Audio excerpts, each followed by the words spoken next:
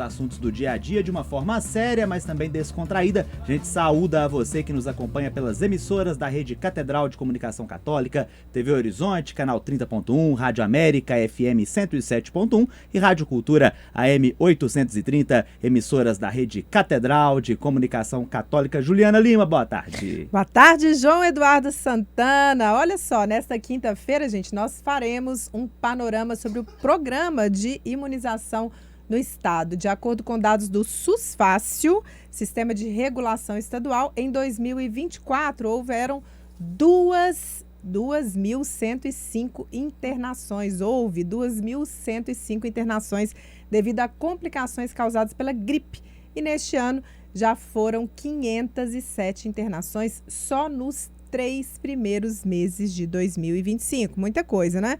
O Sistema de Informação da Vigilância Epidemiológica da Gripe registrou também 157 óbitos em 2024 e 10 mortes até o momento neste ano. Nós estamos recebendo aqui no Rede Notícia a superintendente de Vigilância Epidemiológica da Secretaria de Estado de Saúde de Minas Gerais, Aline Lara Cavalcante. Ela veio para nos detalhar tudo sobre a campanha de vacinação da gripe e de outras doenças aqui no estado. Seja muito bem-vinda, Aline. Obrigada. Boa tarde a todos. Aline, nessa semana nós iniciamos a campanha nacional de vacinação contra a influenza, a famosa gripe, né?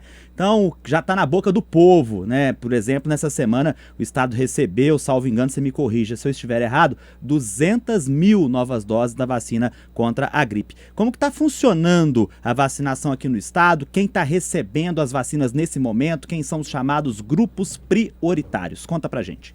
Isso, a gente deu início agora no dia 7 de abril, a nossa campanha nacional contra a influenza.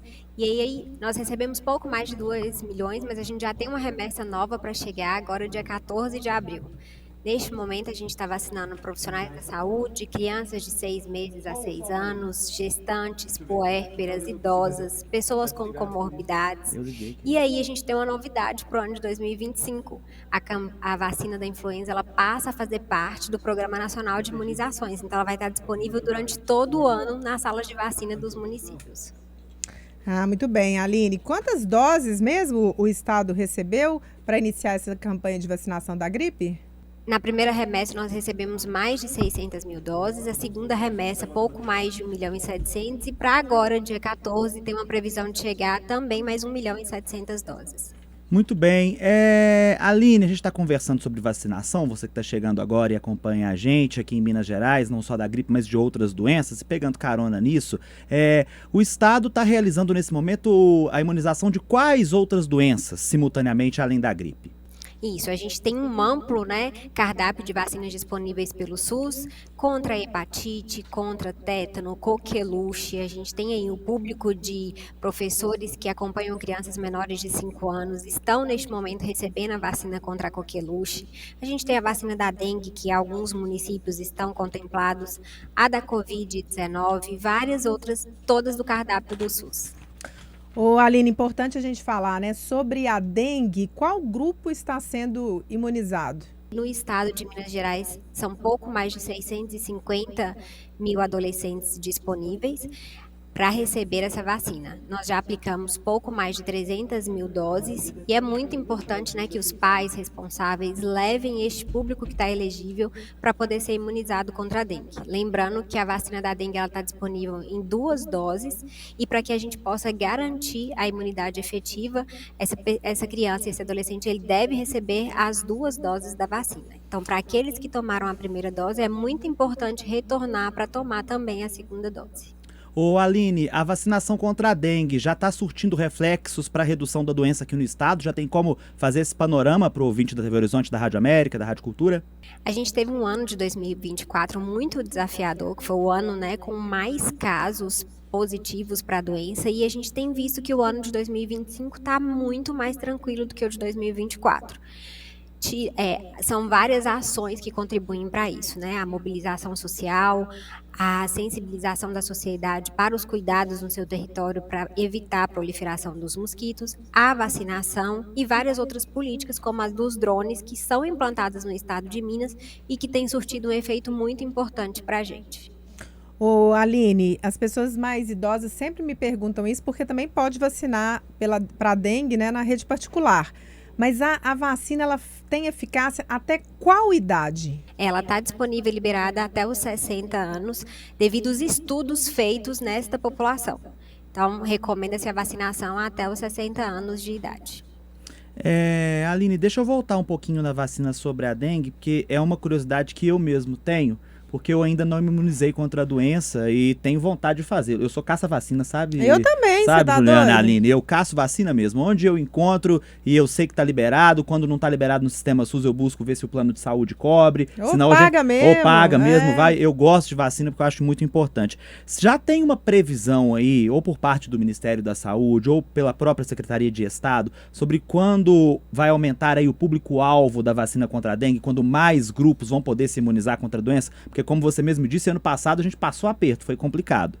Isso, com a chegada, né, próxima do prazo de validade das vacinas que hoje estão disponíveis, o município que recebeu a vacina, ele tem a autonomia de expandir o público dele, a depender, né, do cenário epidemiológico e também da disponibilidade das vacinas. Então, ao aproximar-se desse vencimento, existe uma nota técnica do Ministério em que libera a expansão deste público ao público elegível, né, ou seja, dos menores de 60 anos.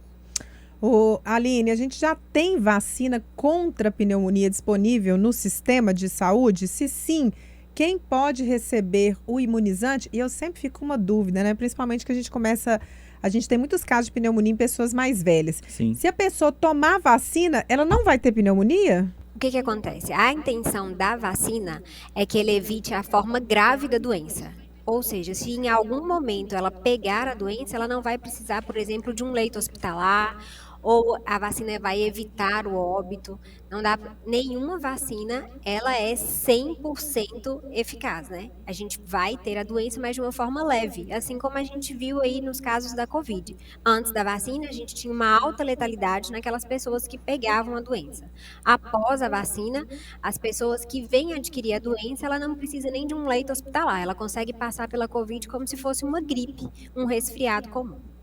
Muito eficaz a vacina, importante então. Nós estamos conversando com a Superintendente de Vigilância Epidemiológica da Secretaria de Estado de Saúde de Minas Gerais, Aline Lara Cavalcante. Agora 12h42, voltamos já.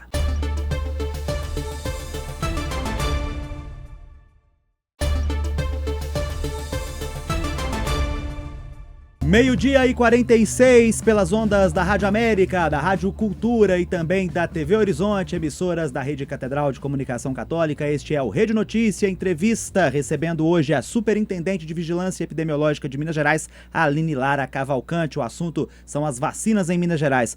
Ô Aline, quero pedir sua atenção agora. A nossa reportagem ela foi às ruas para saber se as pessoas estão se vacinando principalmente contra a gripe, ou se está rolando aquele medinho. Vamos ouvir. É o Alisson Lima da Silva, eu tomei ela no início do mês. Eu acho super importante que sobrecarrega os hospitais, idosos podem ir a óbito se não tomar a vacina. E eu acho muito importante a pessoa tomar a vacina. Ilza Viana. Eu tomei a vacina, né? E graças a Deus correu bem, não senti mais nada, né? Ilzênia Viana Lima e Silva, tomei, foi bom, preveni e depois da vacina mais nunca gripei. Acho importante sim, porque que a pessoa toma e já não fica sentindo esse sintoma da gripe, né? Ô Aline, você ouviu aí os relatos, quem a nossa reportagem conversou disse que tomou a vacina e que tá tudo bem. Mas você sente, enquanto gestores aí da Secretaria de Saúde, conversando com os secretários municipais, que ainda tem resistência das pessoas para tomarem vacinas, por exemplo, como da gripe, da própria Covid-19? Covid já está aí há praticamente 5 anos e muita gente não ainda se vacinou contra a Covid, que foi uma doença tão grave. Como que tá essa questão aí? Os gestores têm partilhado essas dificuldades com vocês?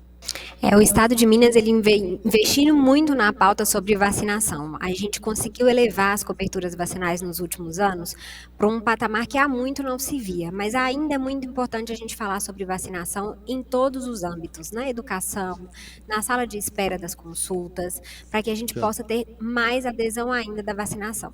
É importante a gente lembrar que, por exemplo, nem todos os públicos são elegíveis para influenza. E aí aquelas pessoas que podem tomar a vacina, elas elas precisam tomar para elas se proteger e proteger o próximo. Porque quanto mais gente imunizada, menos o vírus circula. Então eu consigo proteger aquele ali que não está elegível ainda para vacina neste momento. O Aline, e sempre tem aquela questão, né? Tem gente que toma vacina da gripe e fala assim, eu tomei a vacina da gripe e gripei. Explica pra gente como é que funciona isso. Tem gente que fala assim, não, eu gripei mais forte do que sempre eu gripei, e aí evita de tomar no próximo ano. Queria que você explicasse isso pra gente, como é que funciona, e explicasse também assim, essa vacina da gripe atual, ela tá protegendo para qual tipo de vírus? Às vezes a pessoa vai tomar a vacina e ela já está com algum vírus respiratório no corpo que ainda não manifestou sintoma. Aí após, né, ela toma a vacina, a imunidade dá uma baixada e aí este vírus, que não é, por exemplo, o da influenza, ele começa a se manifestar e a pessoa vem a apresentar o resfriado. Então, não quer dizer que foi a vacina que passou a doença. A vacina, ela não passa a gripe, ela não passa a influenza. Pelo contrário, ela vai proteger contra a forma grave da doença. Essa vacina da gripe, ela protege contra, né, o sorotipo do H1N1 e B. Aline, agora 12h48, no estado, como é que está a questão da obrigatoriedade para vacinação completa das crianças e adolescentes para a efetivação e renovação de matrícula na rede estadual de educação? Está tendo essa obrigatoriedade ou apenas é uma orientação? O que você pode nos falar? Isso, o Estado oriente, né, que no ato da matrícula o responsável apresente o cartão de vacina dessa criança, e aí se ele não estiver completo, a gente orienta que o pai ou o responsável procure uma sala de vacina mais próxima para poder garantir a imunidade desse filho. Até porque quando eu matriculo meu filho, eu vou expor ele a várias outras doenças, porque ele vai ter contato com várias pessoas e quanto mais ele tiver imunizado, mais protegido ele vai estar. Além de que o meu filho protegido, ele também protege aquele coleguinha que ele vai ter o contato e que pode ser que por algum motivo ele não pode, por exemplo, receber a vacina, igual a gente tem o caso da febre amarela, que é aquelas pessoas que têm alergia grave ao ovo, ele não pode receber a vacina, a não ser que faça num âmbito hospitalar, sendo supervisionado. Aline, como é que o Estado tem lidado para incentivar as pessoas a se vacinarem? Uma vez que o próprio governador Romeu Zema já emitiu algumas declarações polêmicas sobre esse assunto. O Estado ele vem fazendo investimentos para os municípios para que eles possam desenvolver ações de vacinação, principalmente voltadas às ações extramuros. O Estado, né, adquiriu e disponibilizou para os municípios ou para os consórcios vacimóveis, que é uma sala de vacina itinerante para levar a vacinação cada vez mais próximo da população. A gente sabe que a gente tem no território de Minas uma vasta zona rural e aí nem todos têm acesso fácil a uma sala de vacina, então o intuito do Vacimóvel é levar essa vacinação cada vez mais próximo da população, aumentando assim a quantidade de crianças, adultos, adolescentes e idosos imunizados pelo nosso estado. A gente vem fazendo um investimento de mais de 210 milhões no nosso Programa Mineiro de Imunização, que é uma ajuda de custeio para que os municípios possam desenvolver ações em escolas, para que eles possam ampliar as equipes de vacinação e também ainda mais incentivo aos vacimóveis. Aline, vacinação contra a febre amarela, a gente sabe que tem alguns casos aí diagnosticados, né? Isso preocupa muita gente. Como é que tá essa questão da vacinação contra a febre amarela aqui no estado? E eu queria que você já fizesse o chamamento para os grupos prioritários, aqueles que podem se vacinar contra a doença. Parece que são 2 doses somente que são necessárias, né? Isso, as crianças menores de 5 anos, né, elas tomam a dose com 9 meses, que é a primeira dose da febre amarela, e ela toma o reforço aos 4 anos.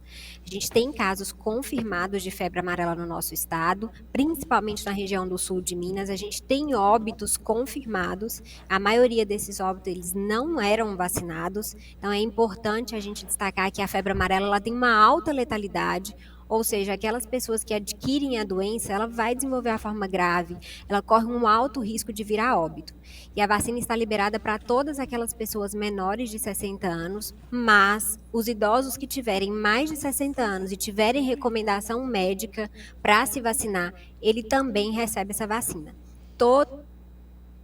e a vacina contra a febre amarela está disponível. Então, a gente pede muita atenção para aquelas pessoas, né? Vai chegar feriado, muita gente procura aí as serras, as matas para poder fazer acampamento. Então, a gente pede para que completem o cartão de vacinação antes de irem para esses locais, para que a gente possa, assim, aumentar a nossa cobertura vacinal e diminuir o risco de contrair a doença. Ô Aline, eu sinceramente nem conhecia isso, né? Uma doença que a gente vê muita gente mais velha, acho que é depois dos 40 anos desenvolvendo, que é a herpes zoster, né?